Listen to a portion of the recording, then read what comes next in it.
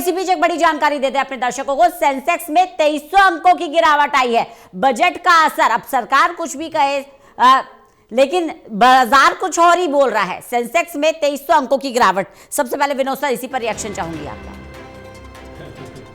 हाहाकार है सर बाजार में। देखिए, जो स्टॉक मार्केट होता है ये एक बहुत अच्छा इंडिकेटर होता है बजट पर, ओवरऑल इकोनॉमी पर बजट का क्या असर पड़ने वाला है, जितनी भी लिस्टेड कंपनीज हैं उस पर बजट का क्या असर पड़ने वाला है, और जो इन्वेस्टर्स हैं चाहे वो इस देश के रहने वाले हों चाहे विदेशी इन्वेस्टर हों, वो इसको कैसे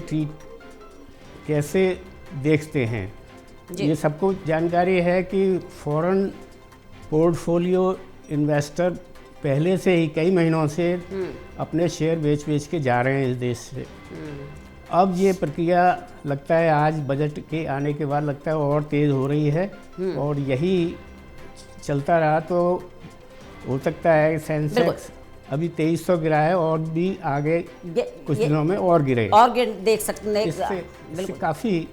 इससे काफ़ी जो है मिडिल क्लास को, ख़ासतौर से एक सरकार की तरफ से प्रयास चलता था कि लोग इन्वेस्टमेंट करें, उस इन्वेस्टमेंट की जो एक कल्चर डेवलप हो रही थी, कुल मिलाकर सर ये जो माहौल है ये तो नकारात्मकता दिखाता है। प्रोफेसर ललन प्रसाद भी हमारे साथ जुड़े हुए हैं, हमारे खास मेहमान हैं। सर, बजट को लेकर लगातार मैं आपसे चर्चा कर रही थी क्या संभावनाएं होंगी क्या नहीं होंगी, लेकिन इनकम टैक्स स्लैब में तो कोई बदलाव हुआ ही नहीं, और जो बड़ा असर मार्केट में देखने को मिल रहा है, सेंसेक्स उल्टा 2300 अंक नीचे आ गया। सर देखिए, ये तो बात पहले से ही मालूम था कि इनकम टैक्स में कोई ज़्यादा रिबेट मिलने की संभावना नहीं है।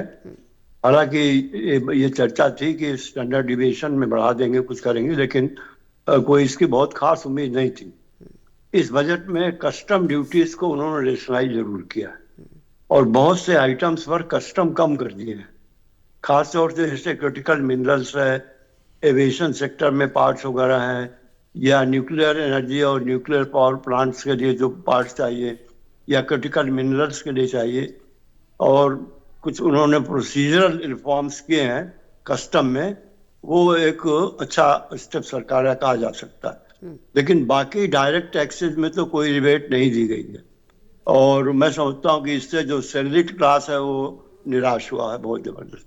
सर अच्छा बुरा असेसमेंट से पहले सर एक रिएक्शन इस पर चाहूंगी, जो इंडिकेशन शेयर मार्केट दे रहा है सर, क्योंकि अल्टीमेटली इन्वेस्ट शेयर मार्केट में ही किया जाता है, बाजार जिस तरह से निराशा को दिखा रहा है उसको किस तरह से आप देखते हैं?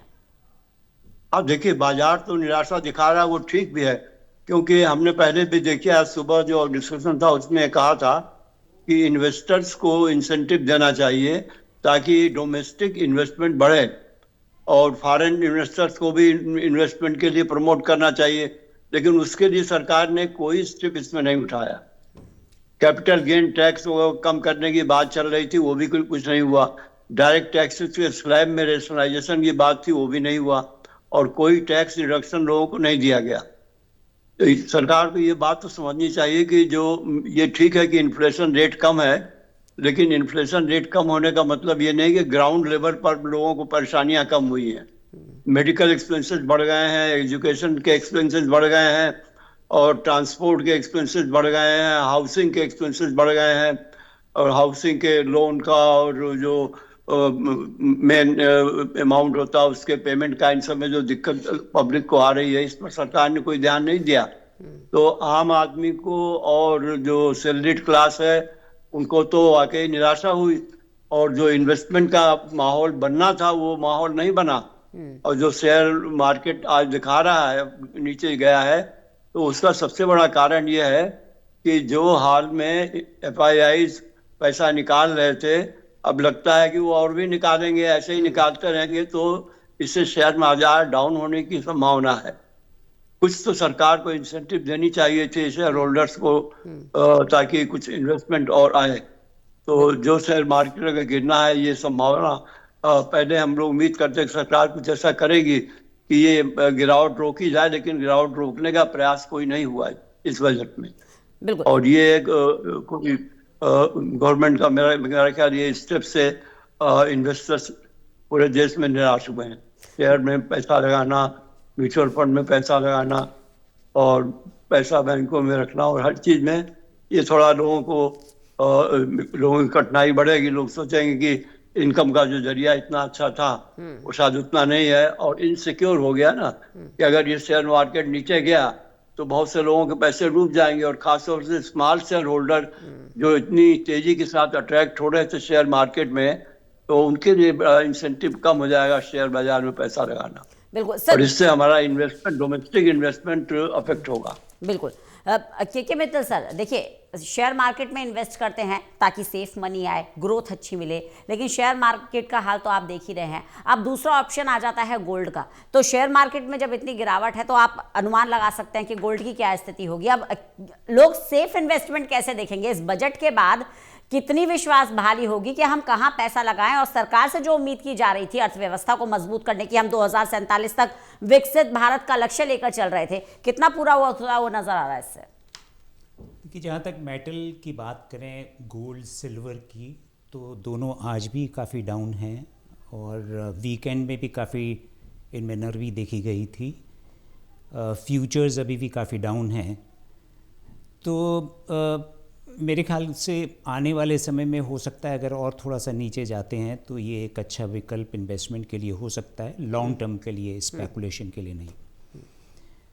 दूसरा, बजट में कुछ पॉजिटिव बातें भी कही गई हैं, जैसे अगर हम देखें जो फिस्कल की बात करें तो जो फिस्कल डेफिसिट है उसका रोड मैप एक दिया गया है 4.4% से 4.3%, और आने वाले समय में इकोनॉमिक सर ने बोला कि 4% तक करा जाएगा।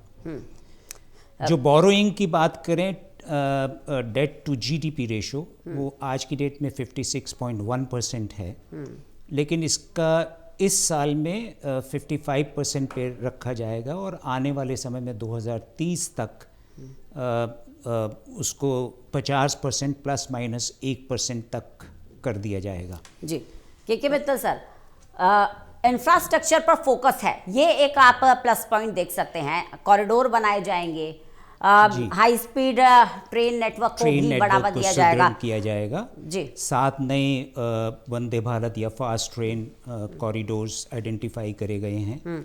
ये अपने आप में एक काफ़ी अच्छा, हालांकि इसकी उम्मीद भी करी जा रही थी, लेकिन अब वो फाइनली अनाउंसमेंट हो गया। विनोद सर, इसी पर रिएक्शन चाहूँगी आपका।